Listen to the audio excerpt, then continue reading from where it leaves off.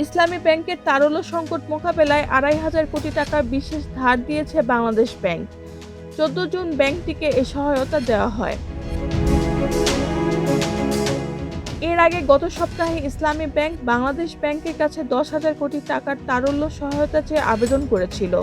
এর প্রেক্ষিতে প্রথম ধাপে ২,৫০০ কোটি টাকার সহায়তা দেওয়া হলো।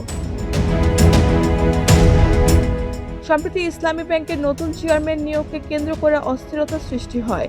চেয়ারম্যান নিয়োগের বিরোধিতা করে সচেতন গ্রাহক ফোরামের ব্যানারে আন্দোলন ও কর্মসূচি পালন করেন একদল গ্রাহক ও অংশীজন।